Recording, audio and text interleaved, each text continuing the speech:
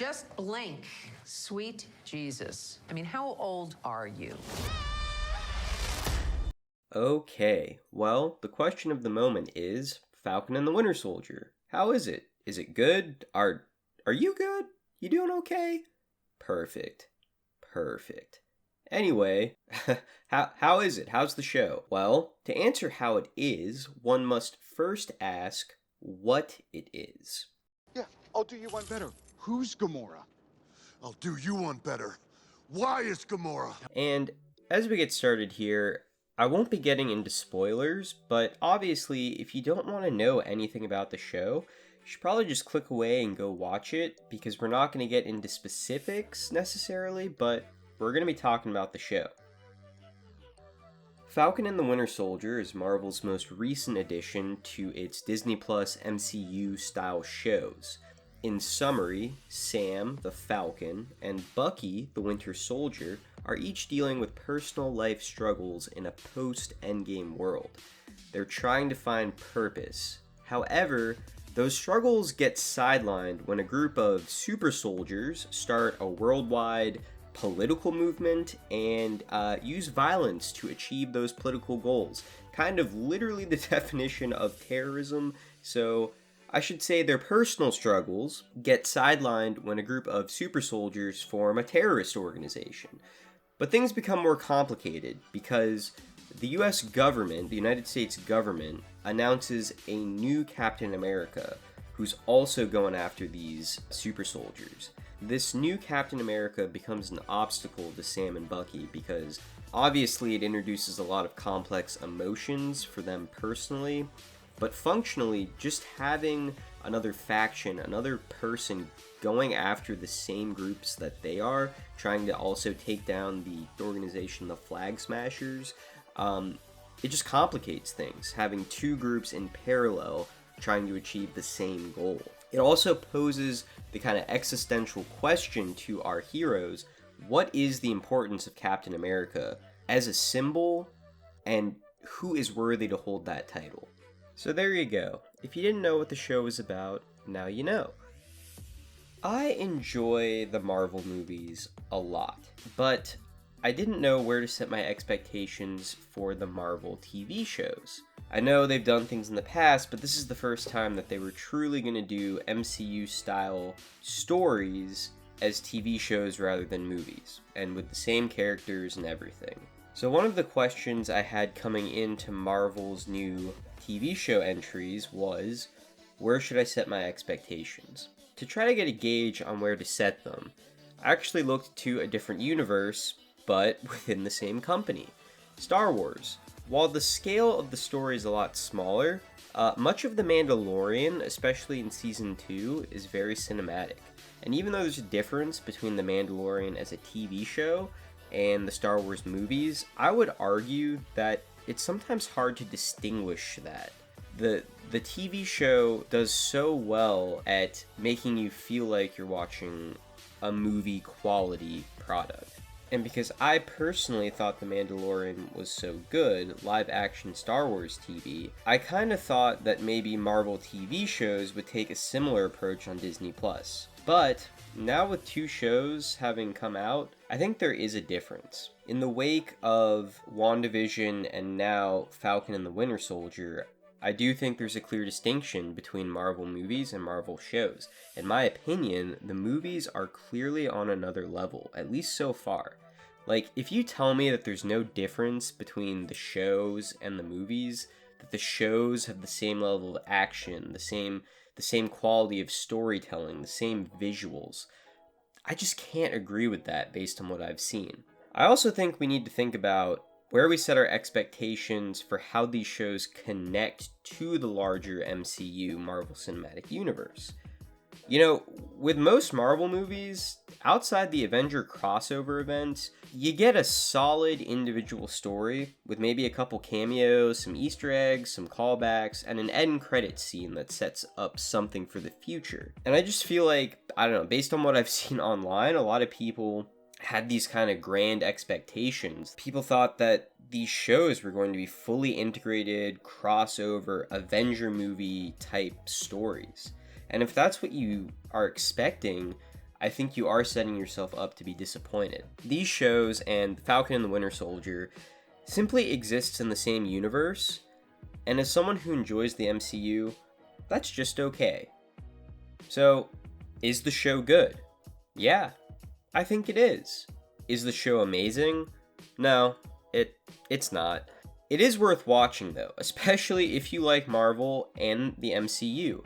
I found it to be a fun time despite some of its problems, and you'll definitely find something to enjoy. I was pleased to see as well that the show is funny. I laughed out loud at least once an episode. A lot of the banter and the jokes worked for me, and some of the writing is actually really good. Specific scenes, specific dialogue felt very real, felt very clever, and I think you could probably lift a lot of interesting quotes from individual exchanges of dialogue from this show. It's nothing profound, nothing life-changing, but for TV writing, I thought it was really good. So, going into the first episode of Falcon and Winter Soldier, I had already seen WandaVision, so I wasn't expecting, a movie type level of story, but I was still more excited for Falcon and the Winter Soldier because I tend to like grounded superheroes more. And Captain America is my favorite character that has emerged from the Marvel Cinematic Universe. In fact, I would say Captain America the Winter Soldier is one of my top Marvel movies, and I like the Marvel movies in general. So as someone who likes Captain America, I thought this show would be an easy like for me. And I actually did enjoy this more than WandaVision, just personally speaking. It didn't have that mystery and intrigue that WandaVision did, where it's like for the first half of the show, you're like, what the heck is going on? I think that is a cool element to introduce into some shows, and WandaVision definitely benefited from that, and I appreciate that show for what it is, but I did like Falcon and Winter Soldier more. It's just more up my alley. However, I do think, in general, the show fell short of my hopes. First off, I was disappointed with some of the action in the show. I would have expected a little bit more. I already talked about, I understand it's TV, it's not a movie, and every episode did have a major action set piece, and for a TV show, those action scenes were really good, but for a Marvel movie, not so good. There was a surprising amount of shaky cam. Like, I see that people are running, I see that people are throwing punches and flying around and getting knocked into things, but it's often hard to tell exactly what's happening. It's quick cuts, it's weird, shaky angles a lot. Definitely a departure from what I would call the beautiful action and choreography in something like Captain America and the Winter Soldier, where in that, people are fighting each other, but they might as well be dancing. It's just so fun to watch. Here, not as much. I felt like Bucky in particular got done wrong. He gets a couple of scenes where he goes right in, but overall, watching his scenes, I found myself being like, aw, come on, Bucky, you should have absolutely handled that. You should have absolutely finessed that so much better. It's like, without his mindless rage, he's getting a major nerf. There's actually there's a great Sharon Carter action scene that was jarringly good. When that scene happened, I was like, whoa. It's like I'm watching a different show all of a sudden. I don't know why they decided to kind of go all out for that one particular scene. It was cool, but it kind of took me out of it because none of the other scenes ever took that much attention to the fight choreography ever again. Another big kind of disappointing point was the villain. So we actually spend a decent amount of time with the villain, the Flag Smashers, this group of super soldier freedom fighters, political activists, terrorists. This group of super soldiers serve as a primary antagonist, but I never really felt like I fully understood their plan. I kind of understood their motivations, but their plan was pretty convoluted.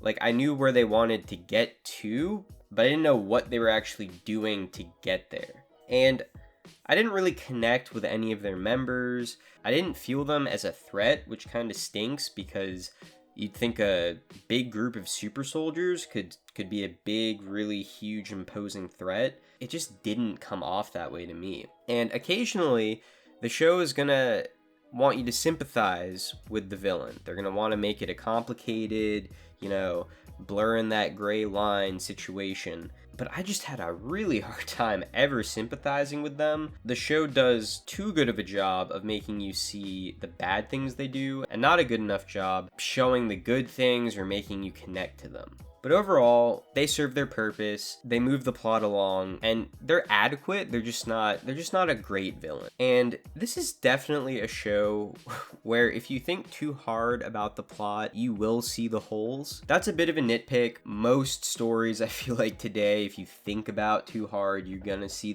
all kinds of plot holes starting to appear. And the plot holes didn't necessarily regularly pull me out of the episode, but afterwards, if I thought about something, a plot point or a beat, I did tend to question the logic in things, especially in large plot points. You go back and you think, what was the reasoning there? There were also some strange writing and editing choices throughout, just not the tightest production ever.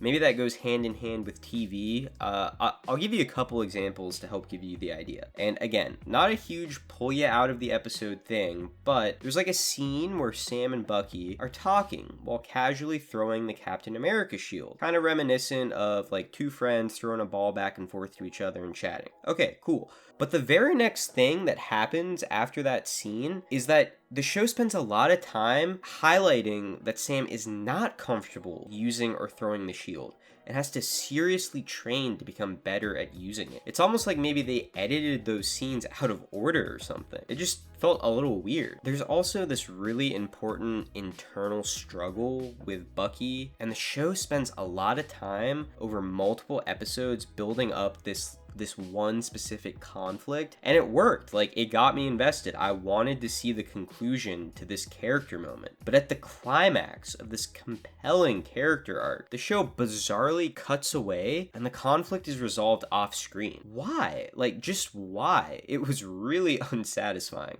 I don't really understand the show's decision there. Just an example of a strange writing or editing choice. There must be a reason for why they did that. I just can't figure it out. And I've seen some rumors that the show was heavily affected in a variety of ways from production issues related to COVID. And maybe that's true. Maybe that's what caused some of this. But I can only comment on what we got. And here's the thing.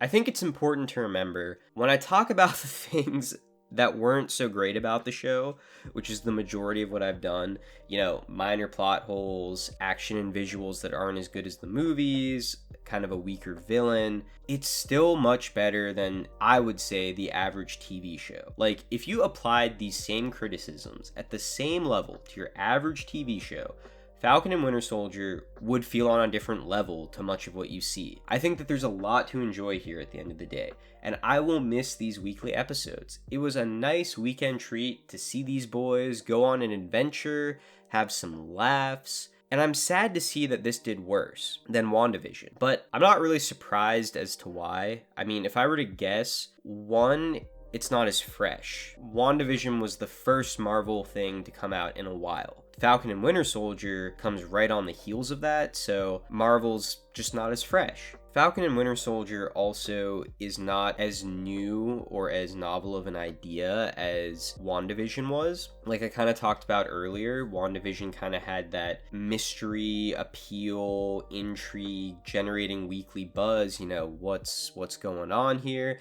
I think that played really well into a weekly release to build anticipation and interest as to, I gotta watch the next episode, I gotta see what's happening. This is much more straightforward. This is something we've seen before. It's a fun time action movie. And as someone who likes fun action, I thought for the most part, Falcon and Winter Soldier worked. This show also felt more like a broken up movie to me than WandaVision ever did. So I actually wonder if maybe just sitting down, binging it, and watching it in one or two sittings would actually make it more enjoyable. It might make it more of a fun ride. The other thing that I would bet holds back its viewership some is the politics.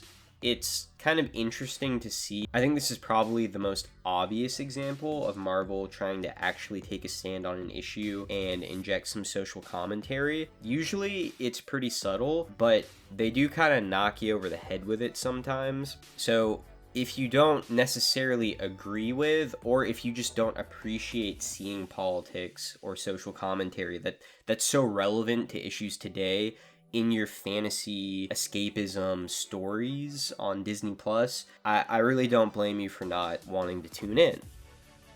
I do think that this is going to be a great thing for Disney Plus to now have forever in their content library.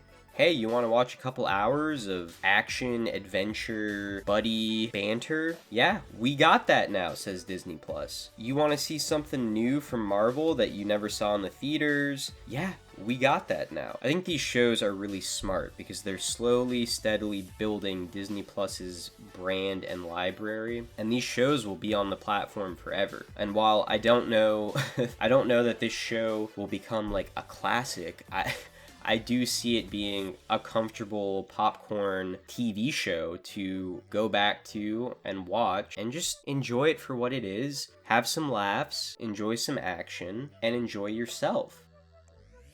So overall, I think Falcon and Winter Soldier is good. I think you have to kind of taper your expectations a little bit, at least I did, and moving forward, that may be just a smart thing to keep in mind with future MCU style shows. I would recommend it. I talked about a lot of not so great things about the show, but hey, it's easier and kind of more fun to talk about and criticize something. But if you like Marvel, if you like action adventure, you'll probably have a good time. Thank you so much for watching. I appreciate you. Feel free to let me know what you thought of Falcon and the Winter Soldier or of the MCU style shows that are coming out in the comments below. I am always curious to hear what other people think on these things, and I hope you have a great rest of your day and or night.